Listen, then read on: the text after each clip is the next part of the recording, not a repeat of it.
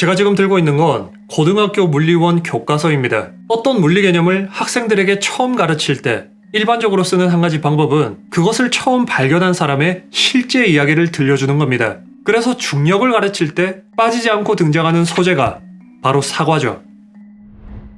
실제로 뉴턴이 거닐었던 정원에는 사과나무가 있습니다. 그는 이 나무에서 떨어지는 사과를 보며 중력 법칙에 대한 영감을 받았다고 하죠. 뉴턴의 사과는 얼마나 맛있을까요? 이 사과 품종을 실제로 먹어본 사람들은 푸석푸석하고 맛이 없었다고 합니다.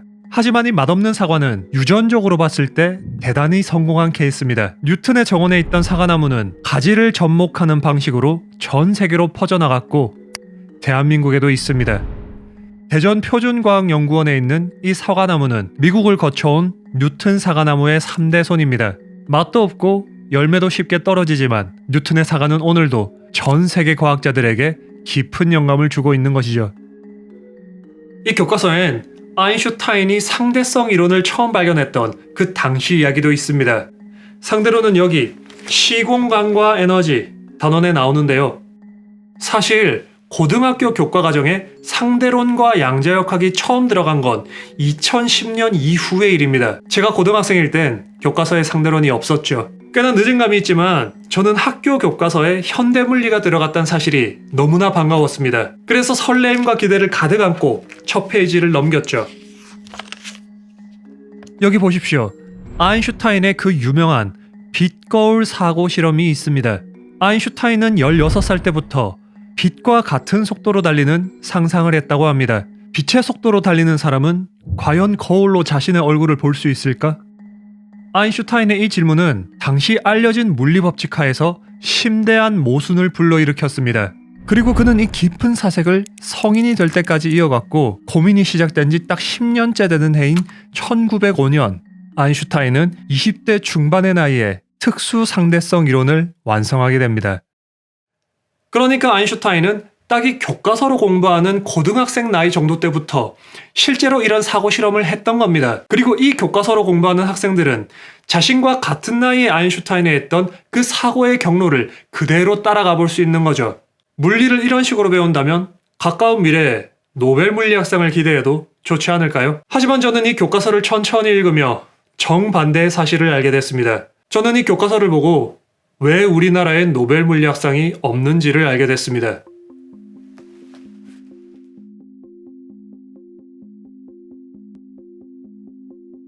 사실 상대성 이론은 배우는 것도 어렵고 가르치는 것도 어렵습니다. 하지만 가장 어려웠던 건 그것을 처음 발견해내는 과정이었습니다. 이렇게 비유적으로 설명해 볼 수 있을 것 같습니다. 물리학이라고 하는 건축물을 짓는다고 생각해보죠. 자연과 우주를 설명하는 물리 이론의 집을 짓는 겁니다. 이 건축을 처음 시작한 사람은 고대 그리스 시대의 탈레스였습니다. 탈레스는 흔히 최초의 과학자라 불리는 인물이죠. 이후 긴 시간에 걸쳐 수많은 인물들이 등장하지만 이 건축물을 최종 마감한 사람은 2명입니다. 첫 번째는 17세기의 뉴턴입니다. 그는 떨어지는 사과부터 거대한 천체의 운동까지 그 모든 움직임을 일관된 논리로 설명하는 뉴턴 역학을 완성했죠. 또 다른 한 명은 19세기의 맥스웰입니다. 그는 전기에 대한 현상과 자기에 대한 현상을 설명하는 하나의 이론적 틀을 완성했습니다. 그 맥스웰의 연구 결과를 통해 인간은 드디어 빛의 물리적 실체가 무엇인지를 알게 됐습니다. 빛은 전자기적 파동이었던 것이죠. 이렇게 오랜 시간에 걸쳐 만들어진 19세기의 물리이론은 참으로 견고해 보였습니다. 그런데 사실 고전물리라 불리는 이 건축물엔 이미 크고 작은 균열들이 있었습니다. 하지만 19세기 당시 과학자들은 그것들은 부분적으로 수리하면 될 문제라 생각했지 그 누구도 감히 뉴턴과 맥스웰이 마무리 지은 이 건축물 자체를 근본적으로 뜯어 고쳐야 한다고 생각진 못했습니다. 그런데 어떤 한 사람은 이 모순들이 부분적인 수정으론 해결 불가능하다는 걸 깨달았습니다. 말하자면 전면적인 재건축을 해야 된다는 거죠. 그는 이 건축물의 토대에 해당하는 시간과 공간이란 개념 자체를 근본적으로 뜯어 고쳐야 한다고 주장했습니다. 아인슈타인은 시간과 공간이 3차원의 절대적인 공간과 1차원의 절대적인 시간으로 이루어져 있는 것이 아니라 그들은 하나의 4차원 시공간을 이루고 있다 주장했습니다. 시공간은 참으로 낯선 개념이었습니다. 시간과 공간은 서로 섞일 수도 있었고 누군가에겐 동시에 일어난 사건이 다른 누군가에겐 동시가 아닐 수도 있었습니다. 아인슈타인은 더 나아가 우리가 사는 시공간은 붙박이처럼 수동적으로 존재하는 배경이 아니란 사실을 밝혀냈습니다. 4차원 시공간은 물질에 의해 휘기도 하고 또 그 휘어진 시공간이 거꾸로 입자의 이동 경로를 휘어지게 만들기도 하면서 그렇게 시공간은 우주의 구성 요소들과 끝없이 상호작용하며 진화하는 변화무쌍한 존재였던 겁니다. 아인슈타인의 그 위대한 지적 유산을 이어받은 후대 과학자들은 그 시공간 자체에도 시작과 끝이 있다는 사실을 밝혀냈습니다. 인간의 지성은 태양계와 은하계를 벗어나 우주 전체의 시작과 끝을 논할 수 있게 된 것이죠. 지금 이 교과서에서는 그 위대한 과학혁명을 탄생시킨 어린 아인슈타인의 사고 실험을 소개하고 있습니다. 빛의 속력으로 날아갈 때의 모순점 설명하기에서 이 모순점이란 것은 부분적인 수정으론 해결할 수 없었던 고전 물리 이론의 근본적인 모순점을 뜻합니다. 그리고 저는 이번 영상에서 교과서가 그 모순을 학생들에게 설명하는데 철저히 실패했다는 사실을 말씀드리려 합니다. 구체적인 설명을 시작하기 전에 이 사실을 한번 생각해보죠. 제가 지금 지적하고자 하는 것은 교과서의 단편적인 실수나 부분적인 오류가 아닙니다. 지금 이 교과서는 고전 물리에서 상대론으로 넘어가는 그 논리적인 과정을 전혀 따라가지 못하고 있습니다. 상대론을 이해하지 못한 사람이 상대론 단원을 썼단 거죠. 그런데 교과서가 그럴 수 있나요? 이건 한 사람이 써서 내는 책이 아닙니다. 학교에서 쓰이는 교과서는 수많은 교육 전문가들의 길고 복잡한 검정 과정을 거쳐서 나온 책입니다. 또한 교과서는 학생들이 12년 동안 배우는 주 교재이자 수능의 공식 출제 범위이기도 하죠. 처음엔 당연히 제가 뭔가를 잘못 봤거나 혹은 제가 뭔가를 잘못 알고 있었을 거라 생각했습니다. 하지만 그런 의심은 채 20-30분을 가지 못했습니다. 이 교과서의 문제는 너무나 분명해서 다르게 생각할 여지가 없습니다. 지금부터 물리적인 내용을 한번 설명해 볼 텐데요. 여러분도 한번 과연 무엇이 어떻게 잘못되었는지 그리고 학교에서 학생들이 어떤 교과서로 배우고 있는지 직접 확인해 보시기 바랍니다.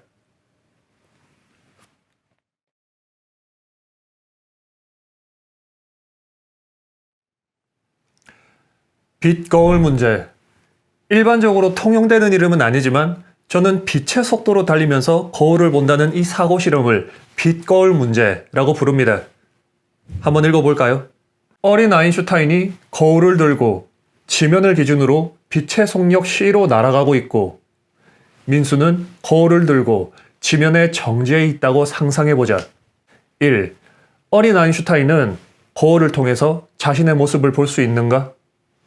사실 질량을 가진 모든 물체들은 광속으로 이동할 수 없습니다. 광속에 아주 가까울 수는 있어도 광속은 안 됩니다. 그러니까 아인슈타인이 광속으로 날아간다는 이 설정은 그 자체가 물리적으로 불가능한 설정인 거죠. 하지만 이런 설정의 오류 때문에 이 문제 자체가 근본적으로 잘못됐다는 건 아닙니다. 교육적 효과가 있다면 물리적인 엄밀성은 좀 양보할 수도 있죠. 헌데 여기서 얻을 수 있는 교육적 효과가 없다는 게 문제인데요. 일단 지금 이 문제는 문제풀이에 필요한 최소한의 조건조차 주지 않고 있습니다. 생략된 조건 첫 번째는 광원입니다. 여러분이 지금 제 얼굴을 볼 수 있는 건 외부 조명에서 나온 빛이 제 얼굴을 막고 카메라 센서에 도달했기 때문입니다. 마찬가지로 아인슈타인이 자신의 얼굴을 보기 위해선 외부의 빛이 자신의 얼굴과 거울을 막고 다시 눈으로 들어와야 합니다. 그런데 문제 그 어디에도 그 빛이 어디서 오는지에 대한 설명이 없습니다. 두 번째로 이 문제에는 빛의 물리적 실체가 무엇인지에 대해 언급하고 있지 않습니다. 사실 빛과 함께 달리는 사람에겐 과연 빛이 어떻게 보일 것인가 라는 질문에 정확히 답하기 위해선 상대론을 정확하게 알고 있어야 합니다. 그러니까 이 문제가 원하는 것은 물리적으로 정확한 답을 내라는 것이 아니라 고전적인 시간 공간 개념 하에서 이런 상황을 한번 따져보라는 거죠. 지금 문제는 아인슈타인과 민수가 거울로 자신을 볼 수 있는지를 단답식으로 묻고 있습니다. 그런데 고전적인 개념으로 따졌을 때 그 답은 광원의 위치와 운동 상태에 따라 그리고 빛을 입자로 볼 것인지 파동으로 볼 것인지에 따라 달라집니다. 교과서는 지금 문제풀이에 필요한 최소한의 조건조차 주지 않고 있는 것이죠. 교과서 치고 문제가 너무 허술하죠. 그런데 조건을 정확히 준다 해도 문제는 해결되지 않습니다.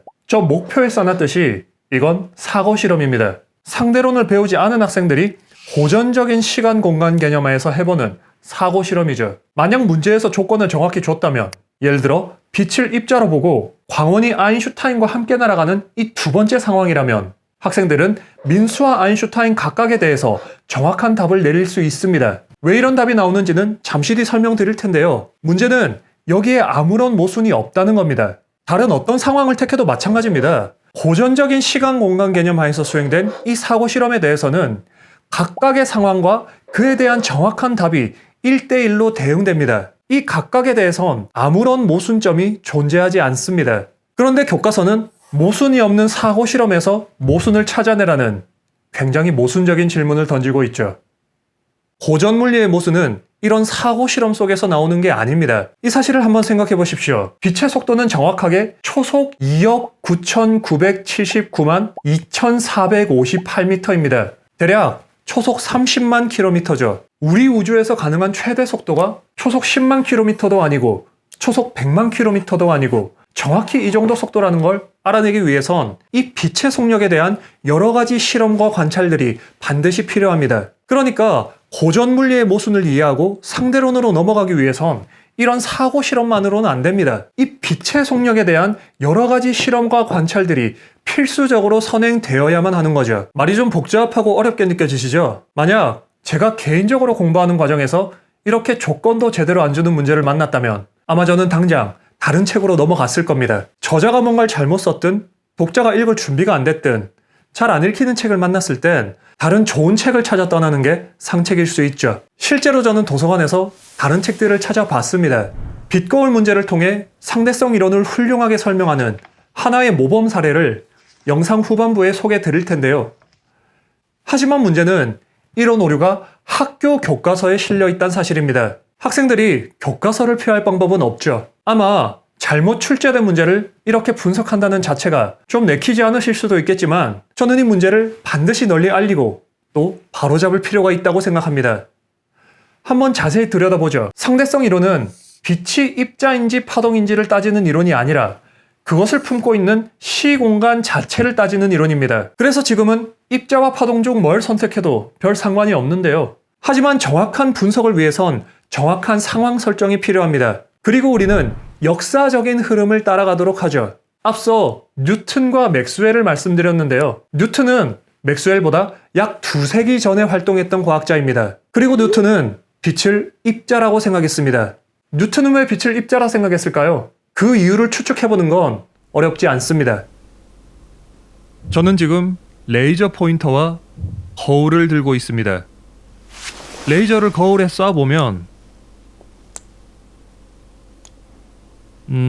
이렇게 해선 별로 볼만한 게 없습니다.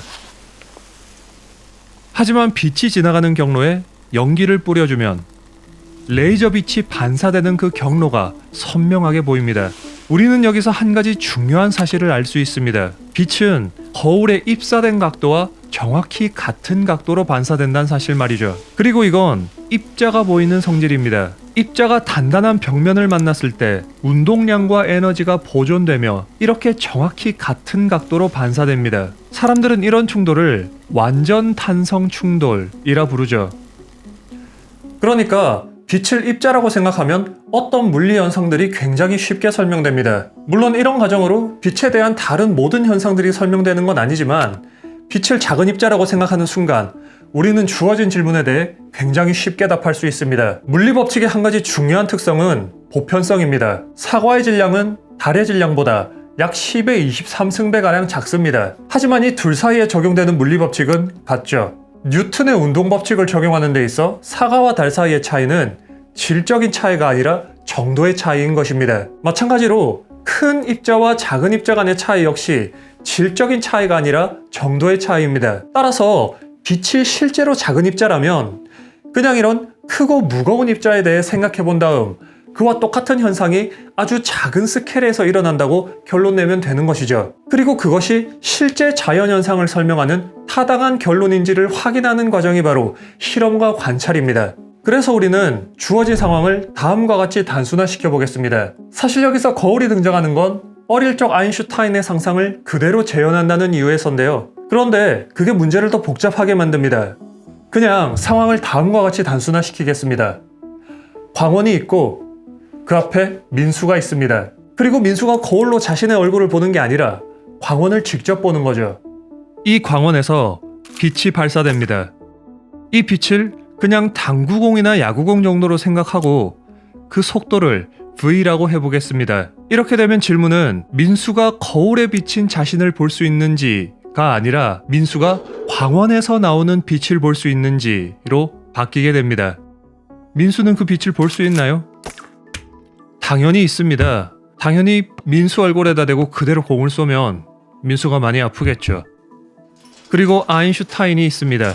아인슈타인은 뭔가를 타고 있는데요. 덕분에 그는 빛과 정확히 같은 속도로 달릴 수 있습니다. 이때 아인슈타인은 광원을 볼 수 있나요? 당연히 그럴 수 없습니다. 아인슈타인과 빛은 같은 속도로 움직이기 때문에 빛과 아인슈타인 사이의 거리는 항상 일정하게 유지되는 것이죠. 그러니까 광원과 민수가 지면에 정지해 있고 아인슈타인이 빛의 속도로 달리는 이런 상황에선 민수는 광원을 볼 수 있고 아인슈타인은 없습니다. 다시 한번 말씀드리지만 이건 고전적인 시공간 개념하에서 해보는 사고 실험입니다. 실제 실험에 대해서는 잠시 후 설명드릴 텐데요. 근데 여기서 한 가지 중요한 질문이 있습니다. 이런 결과가 아인슈타인의 관성계에서도 같나요? 관성계란 건 다른 게 아니라 아인슈타인의 입장에서 보면 어떠냐는 겁니다. 아인슈타인은 자신이 정지해 있다고 생각합니다. 그리고 광원과 민수가 뒤쪽으로 움직이고 있다 생각하죠. 이 상황에서도 결론은 달라지지 않습니다. 민수는 광원에서 나온 빛을 볼 수 있고 아인슈타인에겐 빛이 정지한 걸로 보입니다. 상황을 정리해보면 이렇습니다. 광원과 민수가 지면에 대해 정지해 있는 이런 상황에선 민수는 광원을 볼 수 있고 아인슈타인은 없습니다. 그리고 이건 민수의 관성계에서나 아인슈타인의 관성계에서나 동일한 사실이죠. 이미 이 속에 교과서 질문 1, 2, 3번에 대한 답이 다 들어 있습니다. 그리고 우리는 여기까지 오는 과정 속에서 아무런 모순도 발견할 수 없었죠. 그런데 네 번째 질문에서 교과서는 어떤 모순점을 찾아낼 것을 요구하고 있는데요. 교과서는 과연 어떤 모순을 말하고 있는 걸까요? 교과서 주장은 이런 겁니다. 광원이 민수가 아니라 아인슈타인에 대해 정지해 있다고 생각해 보십시오. 광원이 아인슈타인과 함께 빛의 속력을 가지고 오른쪽으로 움직이고 있는 겁니다. 이때 광원에서 아인슈타인 쪽으로 빛을 쏠 텐데요. 근데 이런 식으로 움직이는 차 같은 데서 정확히 같은 속력이면서 반대 방향으로 공을 쏘면 어떻게 되죠?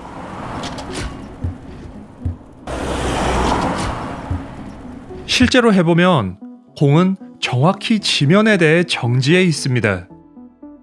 이런 실험을 중력이 없는 우주 공간에서 했다면 발사된 공이 공중에 그대로 정지해 있겠죠. 따라서 광원이 아인슈타인에 대해 정지해 있을 땐 아인슈타인은 빛을 볼 수 있습니다. 그리고 민수에 대해서는 빛이 정지해 있게 되는 거죠.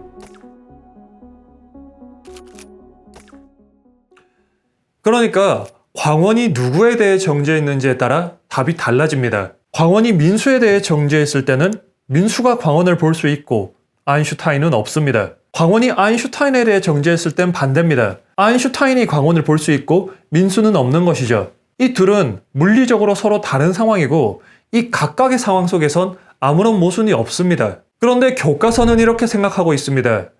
광원이 아인슈타인에 대해 정지했을 때 답은 아인슈타인의 관성계에 적용되고 광원이 민수에 대해 정지했을 때 답은 민수의 관성계에 적용된다 생각하고 있습니다. 그리고 교과서는 이 두 결론이 동일한 물리적 상황 속에서 민수와 아인슈타인이 각각 내린 결론이라고 주장합니다. 동일한 물리적 상황 속에서 이렇게 서로 반대되는 결론을 내린 것이 이 사고 실험의 모순이란 거죠. 여러분 교과서 설명 이해 가시나요? 아니요. 이 두 가지 답은 물리적으로 같은 상황에서 내린 결론이 아닙니다. 이들은 서로 다른 물리적 상황 속에서 내린 서로 다른 결론이고 이 각각의 상황 속에선 아무런 모순이 없습니다. 뉴턴 역학은 그 자체로서의 논리적 완결성을 가지기 때문에 지금 여기서 우리가 아무리 논리를 비틀어 봐도 이 상황 속에선 아무런 모순이 안 나옵니다. 우리는 지금 빛의 속도로 달릴 때 과연 빛이 어떻게 보일 것인지에 대해 따져봤습니다. 그런데 이 결론을 확인하기 위해선 실제로 이런 실험을 해봐야 합니다. 헌데 문제는 그런 빛에 대한 연구가 기술적으로 너무 어려웠다는 데 있었습니다. 광속은 실험적으로 다루기엔 너무나 빨랐던 것이죠. 그래서 이 속에 모순이 있다는 사실을 아는 데까지 꽤나 오랜 시간이 걸렸습니다. 그 실제 스토리는 잠시 뒤 설명드릴 텐데요. 고전 물리의 모순을 밝히는데 결정적인 역할을 했던 실험이 바로 마이켈슨 몰리 실험입니다. 이 실험은 그 누구에게도 빛이 정지한 관성계는 없다는 사실을 말해주고 있었습니다. 그러니까 고전 물리의 모순은 이 사고 실험 속에 있는 게 아닙니다. 고전 물리의 모순은 사고 실험과 실제 실험 사이에 존재하는 것이죠. 지금 교과서는 상대성 이론이라는 답을 가르치기 이전에 그 답이 어떤 문제에서 비롯되었는지조차 이해하지 못하고 있습니다. 아마 지금 영상 보시면서 이런 반론이 있을 수 있을 것 같습니다. 여기까지 오는 과정 속에서 저는 몇 가지 조건들을 제가 스스로 채워 넣었습니다. 광원의 위치를 제가 정했고 빛을 어떻게 볼 것인지도 제가 정했죠. 물론 애초에 이런 조건을 안 줬던 건 교과서 잘못이지만 저의 이런 설정들이 교과서의 어떤 원래 의도와는 달랐던 게 아닐까요? 그런데 이런 오류는 학교 교과서에만 있는 게 아닙니다. 보다 정확한 판단을 위해 국가기관의 감수를 받는 다른 교재 하나를 더 살펴보죠. 제가 지금 들고 있는 건 EBS의 수능 특강 교재입니다. 저는 지금 이 영상을 2025년 2월 달에 촬영하고 있고 이 교재는 작년 11월에 수능 출제 기준으로 쓰인 교재입니다. 수능 특강 역시 국가기관의 감수를 받는 대단히 중요한 교재죠. 그리고 여기에도 빛 거울 문제가 똑같이 수록되어 있습니다. 그런데 여기엔 해설까지 달아놨기 때문에 이들이 어떤 오류를 범하고 있는지 보다 직접적으로 알 수 있습니다. 지금 여기에선 광원의 위치를 정확하게 명시하고 있습니다. 광원과 A는 지면에 대해 정지해 있습니다. 그리고 B는 정지한 광원에 대해 빛의 속력을 가지고 오른쪽으로 달리고 있죠. 이는 앞서 봤던 교과서 상황과 같습니다. 광원이 민수에 대해 정지해 있고 아인슈타인이 오른쪽으로 움직이는 상황과 물리적으로 정확히 동일한 상황인 거죠. 그런데 앞서 봤던 그 이상한 설명이 수능 특강에서도 정확히 반복됩니다. 한번 꼼꼼하게 읽어보죠. A가 관측할 때 A는 거울을 통해서 자신의 얼굴을 보지만 B는 거울을 통해서 자신의 얼굴을 볼 수 없다. 사실 여기서도 얼굴보다는 광원을 본다고 하는 게 주어진 상황에 더 맞는데요. 어쨌든 이건 맞는 설명입니다. A가 관측할 때는 A의 관성계에 대해서 라는 말이고요. 이때 A는 광원을 볼 수 있고 B는 없습니다. 그러나 B가 관측할 때는 A가 B의 운동 방향과 반대 방향으로 C로 움직이는 것으로 보이기 때문에 B는 거울을 통해 얼굴을 볼 수 있고 A가 거울을 통해 얼굴을 볼 수 없어야 한다. 여기서부터 설명이 꼬이기 시작합니다.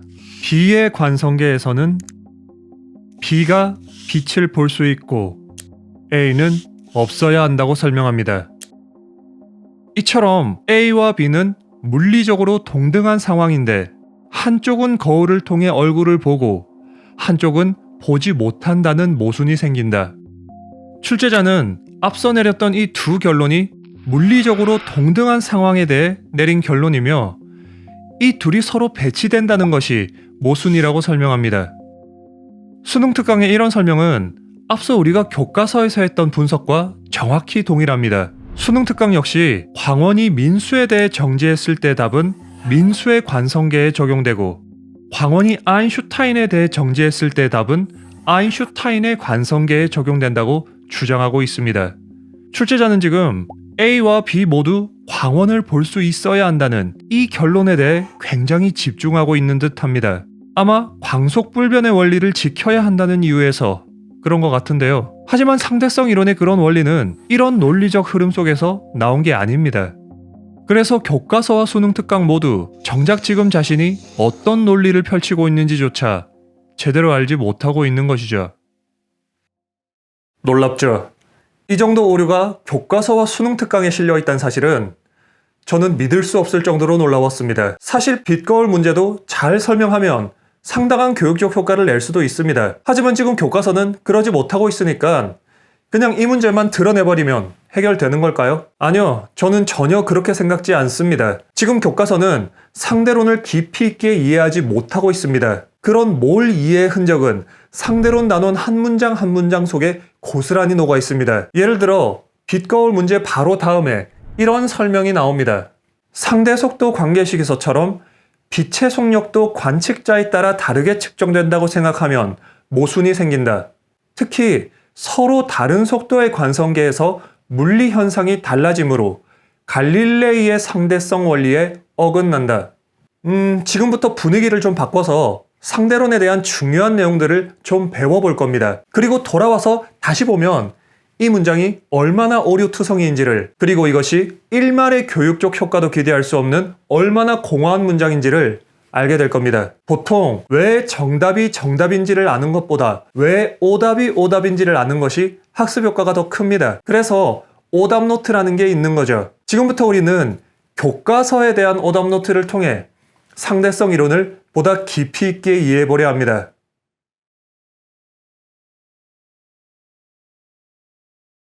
앞서 우리는 과연 빛과 함께 달리면 빛이 어떻게 보일지 알기 위해 나름의 논리를 전개해서 답을 내봤습니다. 그리고 그 답이 실제 관측과 모순된다는 사실을 말씀드렸죠. 그럼 과연 우리가 논했던 부분 중 정확하게 어디가 문제였던 걸까요? 물리 법칙의 보편성을 설명했던 이 부분이 문제였습니다. 앞서 사과와 달 사이의 차이는 질적인 차이가 아니라 정도의 차이라 말씀드렸습니다. 하지만 빛이 입자적 성질을 보인다 해서 사과와 빛 사이의 차이 역시 정도의 차이라고 말할 수 없습니다. 이 둘은 근본적으로 다른데요. 그 이유는 빛의 질량이 정확히 0이기 때문입니다. 사과와 달의 운동에너지는 수학적으로 이렇게 표현됩니다. 아마 많은 분들께서 2분의 1 mv제곱을 떠올리시겠지만 일반적으로 물리 시스템에서 보존되는 양은 속도 v가 아니라 운동량 p이기 때문에 이렇게 운동량에 대한 함수로 나타내는 것이 에너지에 대한 보다 일반적인 표현입니다. 그런데 광자의 운동에너지는 같은 수식으로 표현할 수 없습니다. 이 분모 자리에 0이 들어갈 수 없기 때문이죠. 아니 근데 왜 이 분모 자리엔 0이 못 들어간다는 거죠? 만약 그게 가능하다면 모든 수학 규칙이 붕괴됩니다. 한번 분모 자리에 0이 들어갈 수 있다고 가정해보죠. 일단 2 곱하기 0은 0입니다. 그리고 양변에 똑같이 0을 곱해줘 보죠.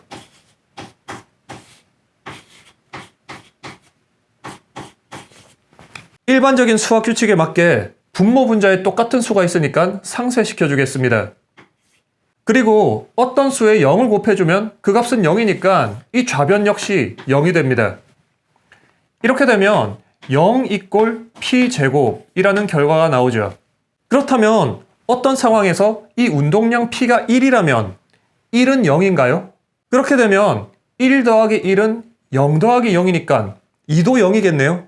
이렇게 되면 모든 수가 다 0이라는 모순에 봉착하게 됩니다. 그리고 그런 모순은 애초에 분모 자리에 0이 들어가는 것을 허용했기 때문에 생긴 거죠. 빛에 대한 에너지 공식은 그 생김새가 좀 다릅니다. 빛의 운동량 p 곱하기 광속 c. 빛의 에너지 공식은 수학적으로 이렇게 생겼습니다.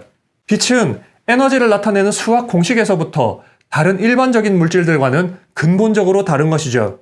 그러니까 빛이 언제나 특별 취급을 받는 수학적 이유는 숫자 0이 특별 취급을 받기 때문입니다. 이런 사실은 다양한 상황 속에서 재확인할 수 있는데요.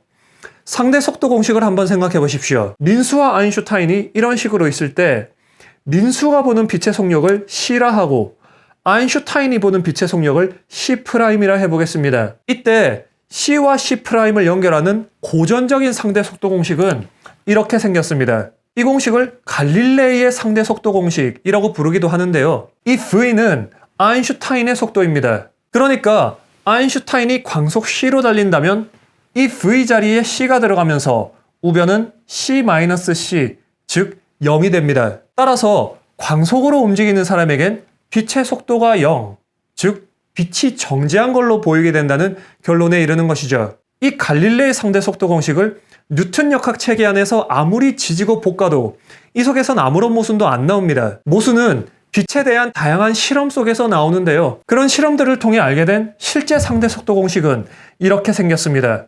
앞서 아인슈타인이 광속에 아주 가까울 수는 있지만 광속으로 달리는 건 안 된다 말씀드렸죠. 수학적으로 보자면 그 또한 분모의 0이 들어갈 수 없기 때문입니다. 이 아인슈타인의 속도 V가 정확히 강속 C가 된다고 생각해 보십시오. 그렇다면 C분의 C는 1이 되면서 이 분모 전체는 1-1, 즉 0이 됩니다. 수학적으로 금지된 상태가 또 나와버린 거죠. 그러니까 빛이 언제나 특별 취급을 받는 이유는 숫자 0이 특별 취급을 받기 때문입니다. 빛의 에너지가 운동량의 제곱이 아니라 운동량 자체에 비례하는 이유는 광자의 질량이 0이기 때문입니다. 질량을 가진 물체가 광속으로 이동할 수 없다는 것도 분모에 0이 들어갈 수 없다는 이런 수학적 조건에 대응되는 것이죠.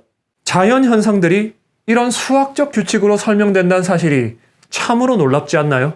놀라운 사실 하나 더 말씀드릴까요? 그건 바로 상대론과 관련한 이 중요한 수식들에 대한 이론적 토대를 닦은 사람이 아인슈타인이 아니란 사실입니다. 빛의 에너지 공식, 빛에 대한 상대 속도 공식, 그리고 그 외 특수 상대론과 관련한 모든 수식들은 사실은 맥스웰 방정식으로도 유도할 수 있습니다.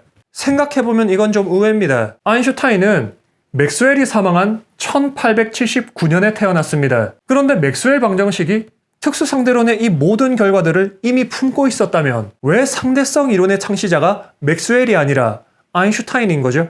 이 지점에서 우리는 물리 이론의 참으로 미묘한 면모를 발견할 수 있습니다. 물리 법칙을 찾는 과정은 자연 현상을 기술하는 가장 근본적인 원리를 찾는 과정입니다. 그리고 맥스웰은 자신이 완성한 이 전자기 이론 속에 상대성 원리가 녹아있다는 사실을 알아차리지 못했습니다. 그리고 상대론에 대한 모든 공로는 이 상대성 원리의 중요성을 간파한 아인슈타인에게 돌아갔죠. 상대성 원리는 굉장히 단순한 개념입니다. 이 원리는 우리가 존재하는 시공간 속엔 절대적인 정지 상태가 없다는 사실을 말해줍니다. 민수는 아인슈타인이 움직이고 있다 느끼고 아인슈타인은 민수가 움직이고 있다 느낍니다. 그런데 사실 이 상황에서는 절대적인 정지 상태로 삼을 수 있는 기준이 있습니다. 우리가 만약 이 지면을 기준으로 삼는다면 아인슈타인의 관성계에서도 지면에 대해 정지해 있는 것은 민수입니다. 따라서 여기서는 누가 정지 상태이고 누가 운동 상태인지를 구분할 수 있는 정확한 기준이 존재하는 것이죠. 하지만 만약 이 둘이 아무것도 없는 텅 빈 우주 공간 속에 있다면요?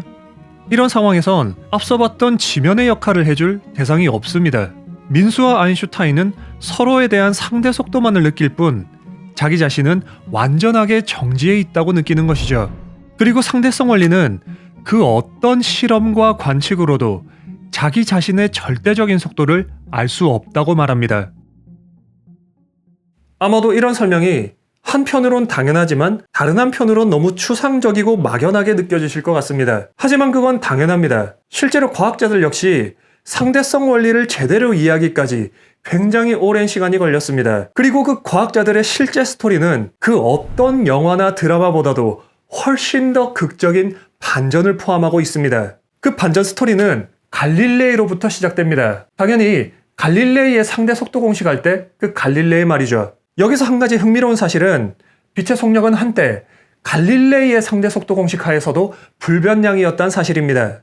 소리의 속도가 유한하다는 사실은 꽤나 간단한 실험을 통해 알 수 있습니다. 대략 1km 정도 떨어진 산봉우리를 두고 갈릴레이와 민수가 이렇게 있다고 생각해보죠. 소리는 대략 1초에 340m를 이동합니다. 그러니까 갈릴레이가 민수를 향해 소리를 지른다면 한 2-3초 뒤에 민수가 그 소리를 들을 거고 민수가 그 소리를 듣자마자 다시 갈릴레이에게 소리를 지른다면 갈릴레이는 그 왕복 시간을 통해 소리의 대략적인 속도를 계산할 수 있는 거죠. 실제로 갈릴레이는 빛의 속도 또한 이런 왕복 시간을 측정함으로써 잴 수 있을 거라고 생각했는데요. 하지만 문제는 역시 빛이 너무 빠르다는 데 있었습니다. 빛이 1km 거리를 왕복하는 데 걸리는 시간은 대략 6마이크로초 정도입니다. 그리고 사람의 반응 속도는 그보다 약 3만 배가량 느린 0.2초 정도죠. 그러니까 광속은 갈릴레이의 감각으론 잴 수 없을 정도로 빨랐고 따라서 그는 빛이 무한히 빠를 거라 생각했습니다. 그리고 빛의 속도가 무한대라면 그것은 관측자에 따라 변하는 양이 아닙니다. 무한대에서 어떤 일정한 양을 빼줘도 그 결과는 무한대니까요. 지금 이 상황을 보시면 아시겠지만 빛의 속력을 사람의 감각으로 측정하기 위해선 빛이 수초 이상 이동할 수 있는 천문학적인 거리가 필요합니다. 그런데 갈릴레이는 참으로 위대한 과학자였습니다. 비록 자신은 광속을 측정하는 데 실패했지만 그는 그것을 위해 필요한 천문 관측용 망원경을 개발했습니다. 그리고 그런 기반 위에서 바로 다음 세대 과학자였던 레먼은 목성의 위성인 이오를 관측함으로써 광속이 유한하다는 사실을 최초로 밝혀냈습니다. 레먼은 이오가 목성의 그림자에 가려졌다가 다시 나타나는 그 지속 시간을 관찰했습니다. 만약 빛의 속도가 무한하다면 그 시간은 지구에서 항상 일정해 보여야 합니다. 목성에서 출발한 빛이 그 즉시 지구에 닿는다면 목성 주변에서 일어나는 모든 일이 지구에서도 실시간으로 보일 테고 이오의 공전 주기가 일정하다면 당연히 지구에서도 그렇게 보이겠죠. 하지만 레먼은 이오가 사라졌다 나타나는 그 시간이 지구가 목성을 향해 가까이 갈 때는 점점 더 빨라 보이고 지구가 목성에서 멀어질 때는 점점 더 느려 보인다는 사실을 관측을 통해 밝혀냈습니다. 이를 통해 빛 또한 일정한 속력을 가진다는 사실이 최초로 밝혀진 거죠. 갈릴레이는 빛의 속도가 유한하다는 사실을 최초로 밝혀내진 못했습니다. 하지만 그는 그보다 더 중요한 원리를 처음으로 제안했습니다. 바로 상대성 원리 말이죠. 아마 갈릴레이는 이렇게 생각했던 것 같습니다. 움직이는 배를 타고 가면서 그 속에서 제자리 뛰기를 한다고 생각해 보십시오. 내가 뛰었을 때 배는 앞으로 가니까 제자리 뛰기를 하면 내가 자꾸 뒤로 밀리게 되나요? 아니요, 그렇지 않습니다. 뱃속에서의 경험은 지면에 정지했을 때의 경험과 아주 다르진 않습니다. 아무리 빨리 달리는 뱃속에서 제자리 뛰기를 해도 나는 항상 제자리에 있죠. 갈릴레이는 이런 일상적인 경험을 통해 상대성 원리를 추론해냈던 것 같습니다. 갈릴레이는 시대를 앞선 놀라운 직관으로 자연과학의 토대를 닦은 사람입니다. 하지만 보시다시피 그의 이론은 비교적 일상적인 경험들을 기반으로 하고 있습니다. 그래서 그는 빛의 속도가 유한하다는 사실도 몰랐고 맥스웰의 전자기 이론은 더더욱 몰랐죠. 그런 이유 때문에 갈릴레이의 상대성 원리와 갈릴레이의 상대속도 공식은 빛에 대한 현상을 제대로 설명하지 못합니다. 그의 이론은 절대 시간과 절대 공간 개념 위에 존재하고 있었고 시공간의 혁명으로 모든 속도에 적용 가능한 새로운 버전의 상대성 원리가 등장하기까진 갈릴레이 이후 200년이 넘는 시간이 더 필요했습니다. 이쯤에서 교과서를 다시 한번 살펴보죠. 교과서는 빛거울 문제의 학습 목표를 이렇게 한 문장으로 말하고 있습니다. 사고 실험을 통해 갈릴레이의 상대속도 관계식이 빛의 속력에서는 모순이 생김을 설명할 수 있다. 그러니까 교과서는 갈릴레이 상대속도 공식을 유한한 빛의 속력에 적용해보는 사고 실험만으로 고전 물리의 모순을 이해하고 상대론으로 넘어갈 수 있다고 말합니다. 그런데 한번 생각해 보십시오. 과연 갈릴레이부터 아인슈타인에 이르기까지 이 200년이 넘는 시간 동안 과학자들은 고등학생도 이해할 수 있을 정도의 이 정도 사고 실험도 생각해내지 못했었던 걸까요? 아니요, 택도 없는 얘기입니다. 교과서는 지금 뭔가를 단단히 잘못 알고 있습니다. 갈릴레이의 상대성 이론에 모순이 드러나면서 아인슈타인의 상대성 이론이 등장하기까진 이 중간에 반드시 큰 퍼즐 하나가 더 필요했습니다. 그것은 바로 빛의 파동성에 대한 연구입니다. 앞서 봤던 빛이 거울에 반사되는 현상을 다시 한번 생각해보죠. 이 현상은 분명 입자의 완전 탄성 충돌과 같은 형태를 보이지만 사실 입사각과 반사각이 같다는 건 파동에서도 동일하게 관찰되는 현상입니다. 여기 물결파를 한번 보십시오. 어떤 단단한 면에 부딪혀 반사되는 물결의 파동 역시 입사된 것과 정확히 동일한 각도로 반사됩니다. 그러니까 빛이 반사되는 현상만 놓고 본다면 우리는 그것이 입자인지 파동인지 정확히 판단할 수 없습니다. 우리에겐 둘 중 하나를 제외시킬 수 있는 보다 확실한 실험적 증거가 필요한 거죠. 아마 빛이 입자인지 파동인지를 처음으로 명확히 갈랐던 실험은 빛에 대해 수행되었던 것 중 역사적으로 가장 유명한 실험일 겁니다. 그리고 우리는 그 역사적인 실험을 이 레이저 포인터와 샤프심 3개로 직접 해볼 겁니다. 샤프심 2개를 나란히 붙여보면 이 사이에 길고 좁은 틈 하나가 생깁니다.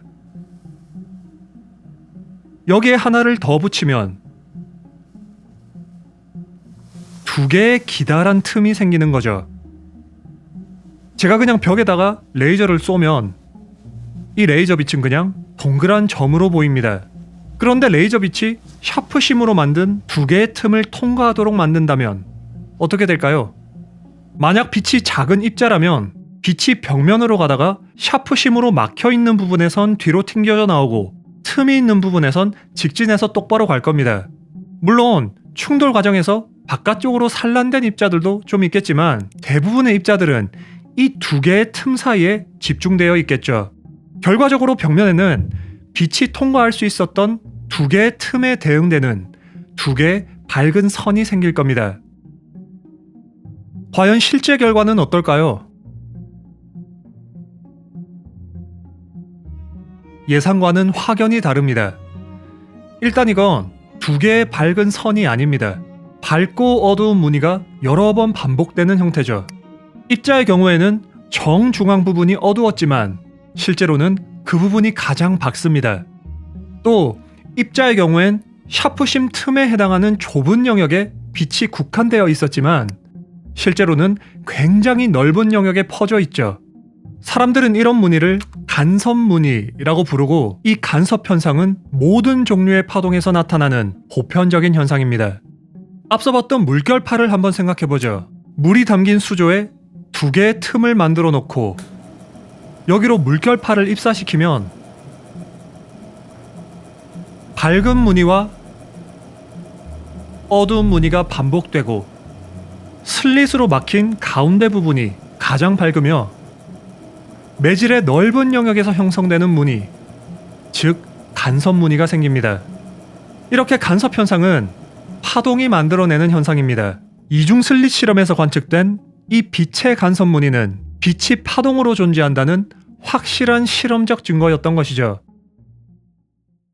19세기 초반 이중 슬릿 실험을 통해 빛의 간섭 무늬를 처음 관찰한 사람은 토마스 영이었습니다. 같은 19세기의 맥스웰은 빛이 정확히 전자기적 파동이란 사실을 밝혀냈죠. 이런 과정을 통해 뉴턴의 빛 입자설은 말하자면 사망 선고를 받고 관짝 속으로 들어가게 됩니다. 빛이 파동이란 사실은 실험과 이론을 통해 확고한 과학적 사실로 자리 잡게 된 거죠. 이 당시 내려진 사망 선고가 또 하나 있는데요. 그건 바로 갈릴레이의 상대성 원리입니다. 앞서 봤던 민수와 갈릴레이의 상황을 다시 한번 생각해보죠. 이들이 서로의 소리를 들을 수 있는 건 눈에 보이진 않지만 공기라는 매질이 이 공간 속을 가득 채우고 있기 때문입니다. 소리가 전달된다는 건 바로 이 수많은 공기 입자들 사이에 충돌을 통해 에너지가 전달되는 현상인 거죠. 그럼 전자기 파동은 어떤가요? 빛은 태양에서 지구까지 닿기 위해 약 1억 5천만 킬로미터의 거리를 이동해야 합니다. 그러니까 19세기 과학자들은 이렇게 생각했습니다. 파동이란 건 매질을 통해 에너지가 전달되는 현상입니다. 그리고 전자기적 파동이 전달되기 위해선 당연히 빛의 매질이 이 우주 공간을 가득 채우고 있을 거라 생각했습니다. 눈에 보이진 않지만 소리를 전달하는 공기라는 매질이 있는 것처럼 이 우주는 우리 감각으로 느낄 수는 없지만 빛의 매질로 가득 차 있을 거라 생각했습니다. 과학자들은 그 빛의 매질을 에테르라 불렀죠. 헌데 이렇게 되면 이 에테르가 바로 정지 상태에 대한 절대적인 기준이 될 수 있습니다. 만약 우주가 빛의 매질로 가득 차 있다면 민수와 아인슈타인 역시 그 속에서 둥둥 떠다니고 있다는 뜻입니다. 그러니까 에테르는 정지 상태에 대한 절대적인 기준이 될 수 있습니다. 만약 이 에테르의 속도를 측정할 수만 있다면 자신의 절대적인 속도를 알 수 없다는 상대성 원리는 더 이상 설 자리를 잃게 되는 겁니다. 그런데 문제는 공기가 우리 눈에 보이지 않듯 이 빛의 매질은 볼 수도 없고 만져지지도 않는다는 사실입니다. 과연 이 에테르를 어떻게 실험적으로 측정할 수 있을까요? 여기서 또 한 명의 천재적인 실험가 마이켈슨이 등장합니다. 그는 빛에 대한 간섭 현상을 통해 에테르의 바람을 측정해낼 기막힌 방법을 고안해냅니다. 마이켈슨 간섭계는 하나의 광원과 3개의 거울, 그리고 스크린으로 구성되어 있습니다. 여기서 첫 번째 거울은 반사율 50%, 투과율 50%, 나머지 2개는 반사율 100%짜리 거울이죠. 생김새가 꽤나 달라 보이지만 이것은 이중 슬릿과 비슷한 실험입니다. 이중 슬릿에서는 이 두 개의 구멍이 각각 광원 역할을 합니다. 하나의 입사파가 들어와서 정확히 동일한 두 개의 파동으로 갈라진 후 그 두 파동이 만나 서로 중첩되면서 간섭 무늬가 생기는 거죠. 이때 스크린 중앙에서 밝은 무늬가 생기는 건 여기서 보강 간섭이 일어났기 때문입니다. 정확히 같은 거리를 이동한 파동이 동일한 위성을 가지고 만나 이렇게 더해지면서 보강 간섭을 일으킨 거죠. 그 옆에 어두운 무늬가 생기는 건 상쇄 간섭 때문입니다. 빛이 슬릿에서부터 어두운 무늬까지 닿기 위해선 서로 다른 거리를 이동해야 합니다. 그런데 그 거리가 딱 반파장만큼 달랐기 때문에 서로 정반대의 위성을 가지고 만남으로써 파동이 서로 상쇄되어 버린 것이죠. 마이켈슨 간섭계도 같은 원리인데요. 광원에서 나온 빛은 첫 번째 거울을 만나 절반은 반사, 절반은 투과되면서 빛이 두 갈래로 갈라집니다. 그리고 거울을 맞고 돌아와서 또 절반은 반사, 절반은 투과되면서 서로 갈라졌던 두 빛은 스크린에서 만나 서로 중첩되게 됩니다.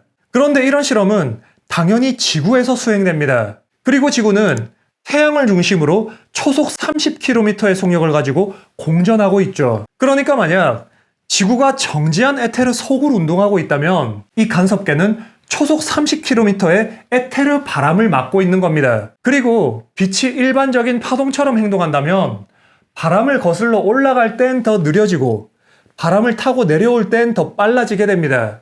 그런데 지금은 간섭계의 두 팔이 에테르 바람에 대해 똑같이 45도 각도를 가지고 있기 때문에 느려질 땐 같이 느려지고 빨라질 땐 같이 빨라지죠. 결국 양쪽으로 갈라졌던 빛은 정확히 동일한 과정을 거쳐 스크린에 동시에 도달하게 됩니다. 그러니까 같은 경로를 거친 파동이 스크린 중앙에서 이렇게 같은 위상을 가지고 만났기 때문에 지금 이 상태에서는 스크린 중앙에 밝은 무늬가 나타나는 겁니다.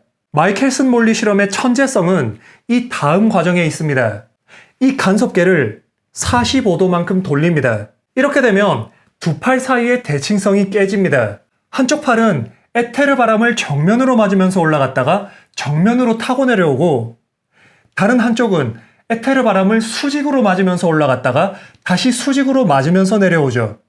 여기서 약간의 계산을 해보면 에테르 바람을 정면으로 맞고 돌아오는 쪽이 항상 스크린에 더 늦게 도달한다는 사실을 알 수 있습니다. 여기서 중요한 건 양쪽 경로 간에 차이가 생겼다는 사실입니다. 따라서 거울의 위치를 적절하게 조절한다면 갈라졌던 두 빛이 스크린 중앙에서 이렇게 정반대의 위상을 가지고 만나게 할 수 있겠죠. 그렇게 되면 가운데가 어두운 형태의 간섭 무늬가 생길 겁니다.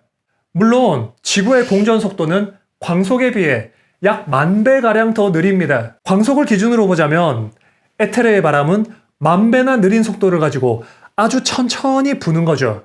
하지만 마이켈슨은 끈질긴 노력 끝에 그 10,000분의 1을 측정할 수 있는 정확도를 확보했습니다. 이제 그가 할 일은 이 간섭계를 돌려가며 에테르의 바람을 측정할 일만 남은 거죠. 마이켈슨은 이 실험을 낮에도 하고 밤에도 했습니다. 겨울에도 하고 여름에도 했죠. 그는 자신의 건강을 해쳐가면서까지 끈질기게 시도했지만 간섭 무늬엔 아무런 변화가 없었습니다. 충분한 정밀도를 갖춘 실험 장비가 있었음에도 불구하고 아인슈타인과 민수는 여전히 자신의 절대적인 속도를 알 수 없었던 것이죠. 19세기 후반 당시 과학자들이 에테르에 대해 가졌던 확신은 굉장히 확고했습니다. 맥스웰과 마이켈슨은 물론이고 당시 최고 수준의 이론 물리학자였던 핸드릭 로렌츠 또한 에테르의 존재를 당연하게 여겼습니다. 로렌츠는 마이켈슨 실험을 이렇게 해석했습니다. 그는 여전히 마이켈슨의 간섭계가 에테르의 바람 속에 있다 생각했습니다. 그럼에도 불구하고 간섭 무늬가 변하지 않았던 건 상대성 원리나 광속 불변의 원리 때문이 아니라 에테르의 바람이 간섭계의 길이를 수축시켰기 때문이라 생각했습니다. 모든 물질은 어느 정도의 점성 또는 어느 정도의 탄성을 가지고 있습니다. 따라서 에테르라는 매질 속에서 움직이는 간섭계 역시 어느 정도의 수축을 경험한다는 거죠. 이렇게 당대 최고의 과학자들 역시 모든 논리를 에테르의 존재 위에서 생각했지 오래전에 사망 선고를 받았던 상대성 원리엔 별 관심이 없었습니다. 이렇게 17세기부터 2세기 동안 참으로 많은 일이 있었습니다. 중요한 발견들도 있었고 몇몇 개념들은 사망 선고를 받았으며 또 새롭게 등장한 문제도 있었죠. 그러던 1905년 아인슈타인이 등장합니다. 26살의 아인슈타인은 1905년 한 해 동안 사망 선고를 받았거나 사망 직전이었던 물리 개념 3가지를 완벽하게 부활시킵니다. 그 첫 번째는 상대성 원리입니다. 아인슈타인은 에테르는 존재하지 않으며 자신의 절대적인 속도를 알 수 없다는 상대성 원리가 근본적인 물리 법칙이라 주장했습니다. 그리고 뉴턴 역학과 맥스웰 전자기 법칙이 그 상대성 원리를 만족시키기 위해선 시간과 공간의 개념이 대대적으로 수정돼야 한다는 사실을 깨달았죠. 그런데 앞서 빛은 명백한 파동적 성질을 보인다 말씀드렸습니다. 그런데 어떻게 매질 없는 파동이 있을 수 있단 거죠? 그에 대한 답은 이 두 번째 개념과 관련이 있습니다. 아인슈타인은 빛의 입자성을 부활시켰습니다. 그는 흑체 복사라는 현상을 기술하는 과정에서 빛이 반드시 입자적 성질을 가져야만 한다는 사실을 깨달았죠. 흑체 복사는 이렇게 뜨거운 쇳물이 벌건 빛을 내듯이 열을 가진 물체가 빛을 내뿜는 현상을 말합니다. 그리고 그것은 빛의 주파수 F에 대해 어떤 형태의 스펙트럼을 가지죠. 그런데 이런 형태는 기체 분자들이 가지는 속도의 스펙트럼과 굉장히 비슷했습니다. 그러니까 이런 겁니다. 빛을 파동으로 기술하면 주파수가 커지면서 에너지 밀도가 급격하게 무한대로 발산합니다. 대신 어떤 임의의 속도 V를 가지는 기체 입자의 수가 양자화되어 있듯이 어떤 임의의 주파수 F를 가지는 빛의 입자수 또한 양자화되어 있다 생각하면 이 흑체 복사 스펙트럼이 완벽하게 설명됩니다. 기체 입자들이 엔트로피를 최대화하며 이런 속도의 스펙트럼을 만들어냈듯이 빛의 입자들 사이에 엔트로피를 최대화하며 만들어낸 곡선이 바로 이 흑체 복사 곡선이었던 겁니다. 이렇게 되면 빛은 또다시 특별 취급을 받는 존재가 됩니다. 빛은 어떨 땐 명백한 파동적 성질을 보이지만 어떨 땐 명백한 입자적 성질을 보입니다. 그러니까 빛은 기존에 알고 있던 파동과는 근본적으로 달랐습니다. 그것은 입자와 파동의 성질을 모두 가지는 이중적인 존재였던 것이죠. 그리고 이 개념은 전자와 같은 입자 또한 파동적 성질을 가진다는 사실로 연결되면서 양자역학 탄생에 결정적인 기여를 하게 됩니다. 아인슈타인이 심폐소생해서 살려낸 세 번째 개념은 원자의 개념입니다. 당시 과학자들은 에테르의 존재를 당연하게 여겼음에도 불구하고 그것을 직접 측정하려고 했습니다. 마찬가지로 원자의 개념 또한 당시 수많은 현상을 훌륭하게 설명했지만 그것의 존재를 실험적으로 측정할 수 없다는 게 문제였습니다. 실제로 당시 일부 과학자들은 실증이 불가능하다는 이유로 원자의 개념을 받아들이지 않았죠. 하지만 아인슈타인은 작은 원자들의 무작위한 열운동 속에서 큰 입자들이 어떻게 움직일 것인지를 통계적으로 분석함으로써 원자의 존재를 실증하는 데 결정적인 기여를 하게 됩니다. 우리는 17세기부터 약 2세기에 걸쳐 있었던 물리학의 중요한 흐름들을 한번 살펴봤습니다. 사실 이 하나하나가 워낙 중요한 내용들이라서 시간상 더 상세하게 못 다룬 게 너무나 아쉬운데요. 하지만 이 정도만 해도 물리원 교과서가 얼마나 훌륭하게 써져 있는지를 감상하기엔 충분합니다. 교과서는 상대론 단원을 본격적으로 시작하면서 이렇게 말하고 있습니다. 상대속도 관계식에서처럼 빛의 속력도 관측자에 따라 다르게 측정된다고 생각하면 모순이 생긴다. 교과서는 여기서도 고전적인 상대속도 공식을 빛의 속력에 적용해보는 생각만으로 어떤 모순을 발견할 수 있다고 말합니다. 하지만 교과서가 이 빛거울 문제를 통해 존재하지 않는 모순을 얼마나 엉터리로 만들어내고 있는지는 앞에서 길게 설명했죠. 다음 문장을 보겠습니다. 특히 서로 다른 속도의 관성계에서 물리 현상이 달라지므로 갈릴레이의 상대성 원리에 어긋난다. 일단 서로 다른 관성계에서 물리 현상이 달라진다는 이 설명 또한 이 빛거울 문제를 기반으로 하고 있습니다. 하지만 앞서 말씀드렸듯 이 두 결론은 동일한 물리적 상황 속에서 민수와 아인슈타인이 각각 내린 결론이 아닙니다. 따라서 학생들은 여기서 어떠한 모순점도 찾아낼 수 없고 또 여기서 어떤 물리 현상이 어떻게 달라지는지도 알 수 없습니다. 그리고 여기에 갈릴레이의 이름이 들어가는 건 참으로 놀랍습니다. 갈릴레이의 상대성 원리는 갈릴레이의 상대 속도 공식을 통해 수학적으로 표현됩니다. 하지만 앞에서 갈릴레이의 상대 속도 공식엔 어떤 모순이 있다고 교과서 스스로 말했죠. 그런데 그 바로 아래에서 그 공식으로 설명되는 갈릴레이의 상대성 원리는 어긋나선 안 된다고 말하고 있습니다. 이 반 페이지도 안 되는 분량 속에서 교과서의 문장들은 스스로 정면 충돌하고 있습니다. 그럼 이 갈릴레이 이름만 빼면 이 나머지 뒷부분은 옳은 문장일까요? 지금 교과서는 상대성 원리가 어긋나선 안 된다고 말하고 있습니다. 그런데 왜죠? 왜 상대성 원리가 어긋나선 안 되는 거죠? 맥스웰, 로렌츠, 마이켈슨 등 19세기 후반 절대 다수의 물리학자들은 상대성 원리가 지켜지지 않는 것에 대해 전혀 개의치 않았습니다. 죽어있던 상대성 원리를 부활시켰던 건 아인슈타인의 업적이고, 교과서는 왜 상대성 원리가 그리도 중요했는지를 설명해야 합니다. 하지만 교과서엔 그 왜가 없습니다. 상대성 원리에 어긋나선 안 된다. 이것이 교과서가 설명하는 상대성 원리가 지켜져야 하는 이유의 전부입니다. 지금 여기 상대성 원리나 마이켈슨 원리 같은 단어들이 나오지만 상대론의 키워드들을 이렇게 적당히 연결한다 해서 논리에 맞는 설명이 되는 건 아닙니다. 특히 물리학의 논리는 굉장히 섬세하고 또 엄밀해서 이런 식으로 첫 단추를 잘못 끼우면 이 뒤에 오는 내용들은 사실상 모래 위에 집 짓기나 다름없습니다. 어떻게든 시험은 치르고 점수는 내겠지만 저는 이런 교과서를 통해 상대성 이론을 제대로 이해할 가능성은 없다고 생각합니다. 저는 고등학교 물리 교과서를 제대로 못 쓰는 나라에서 노벨 물리학상이 나온다면 오히려 그게 더 이상한 일이라 생각합니다. 그렇다면 기초과학 선진국의 경우는 어떨까요? 그들은 과연 학생들에게 이 빛거울 문제를 어떤 식으로 가르치고 있을까요? 저는 도서관에서 어렵지 않게 그 모범 사례를 찾을 수 있었습니다. 뉴튼 시리즈는 1981년에 창간된 일본의 과학 잡지입니다. 개인적으로는 시각 자료도 훌륭하고 내용도 너무 좋아서 필요할 때마다 종종 찾아보던 과학 잡지인데요. 여기서도 16살 아인슈타인의 그 사고 실험으로 설명을 시작하고 있습니다. 그리고 여기엔 논리 전개를 위한 필수 조건들을 모두 갖추고 있습니다. 첫 번째로 얼굴에서 나온 빛이라는 표현을 통해 광원을 명시하고 있습니다. 앞서 봤던 표에서 보자면 이 상황은 광원이 아인슈타인과 함께 달리는 이 두 번째 혹은 세 번째 상황임을 말해주는 거죠. 또한 여기서는 음속으로 달리는 여객기라는 예시를 들면서 빛을 소리와 같은 파동으로 다루고 있습니다. 그런데 소리는 소리와 같은 속력으로 달리는 여객기를 앞지를 수 없습니다. 따라서 학생들은 자연스럽게 다음과 같은 논리를 전개할 수 있겠죠.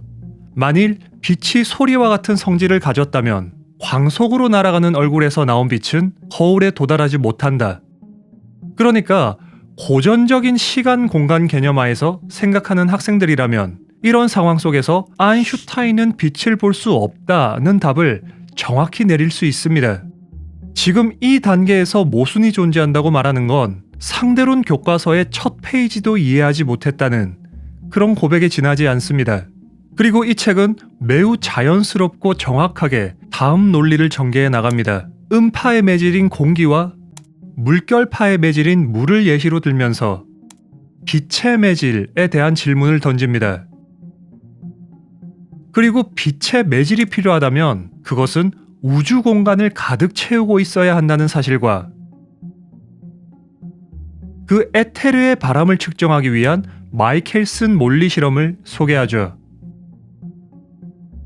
그리고 에테르의 바람을 측정할 수 없었다는 실험 결과를 통해 앞서 전개한 논리가 그런 관측 결과를 설명하지 못한다는 사실을 학생들에게 설명하고 있습니다. 그리고 그 문제를 해결하기 위해선 시간과 공간의 개념을 재정립해야 한다는 설명을 통해 자연스럽게 상대론의 내용으로 들어가는 거죠. 보시다시피 한국의 과학 교과서는 일본의 과학 잡지보다도 못합니다. 과연 무엇이 문제인 걸까요? 물론 1차적으로는 교과서 저자들에게 큰 책임이 있겠지만 개인적으로 느끼기에 이건 그리 간단한 문제가 아닌 것 같습니다. 2022학년도 대학 수학능력시험에선 조건을 제대로 갖추지 못한 문제 때문에 수험생과 평가원 사이에 법적 다툼이 벌어진 일이 있었습니다. 결국 당시 평가원장은 사퇴했고 해당 문제는 전원 정답 처리되며 마무리되었죠. 물론 수능 문제에 오류가 있다면 당연히 지적받아야 하고 또 당연히 수정되어야 합니다.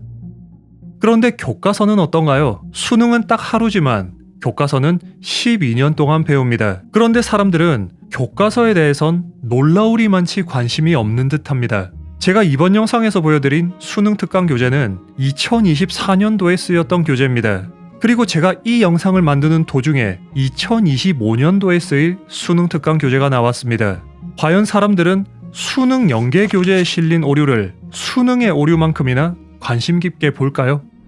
아니요, 어림도 없습니다. 그 엉터리 빗거울 문제는 토시 하나 빠지지 않고 올해 수능 특강 교재에도 그대로 실려 있습니다. 그렇다면 학교 교과서는 어떨까요? 2025년부터 고교 학점제가 시행되면서 고등학교 교과서가 대대적으로 개정되었습니다. 제가 지금 종이로 된 개정 교과서는 구매할 수가 없었는데요. 하지만 많은 출판사에서 개정 교과서를 이북 형태로 공개해 놓았습니다. 출판사마다 크고 작은 차이는 있지만 빗거울 문제는 여전히 조건도 제대로 갖추지 못한 그 모습 그대로 개정 교과서에 실려 있습니다. 이렇게 교과서에 대한 무관심이 계속된다면 학생들은 앞으로도 이런 알 수 없는 문제와의 의미 없는 씨름을 계속하게 되겠죠. 저는 학생들을 위한 강의 컨텐츠를 만들 목적으로 고등학교 교과서를 다시 들여다봤습니다. 그리고 저는 도저히 이런 내용에 맞춰 학생들을 가르칠 순 없다는 사실을 깨닫게 되었죠. 이런 경험 속에서 저는 교육 시스템에 대한 큰 좌절감을 느꼈지만 저의 다른 경험 속에선 교육에 대한 거부할 수 없는 희망이 느껴지기도 했습니다. 저는 대략 4년 전 오일러 등식을 설명하는 영상을 만들었습니다. 이 영상을 만들 때만 해도 사실 조회수에 대한 기대는 전혀 없었습니다.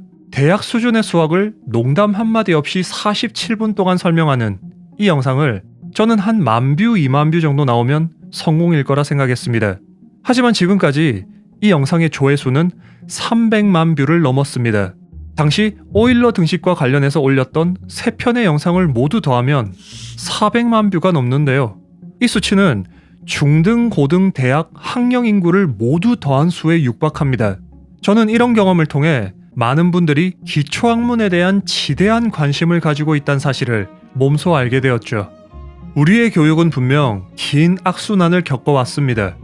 오로지 시험을 위한 교육 속에서 12년 동안 배우는 교과서는 하루 만에 풀고 끝내는 수능 시험지보다도 더 못한 관심을 받아왔고, 그런 교육 속에서 학생들은 배움에 대한 흥미를 점점 더 잃어갔죠.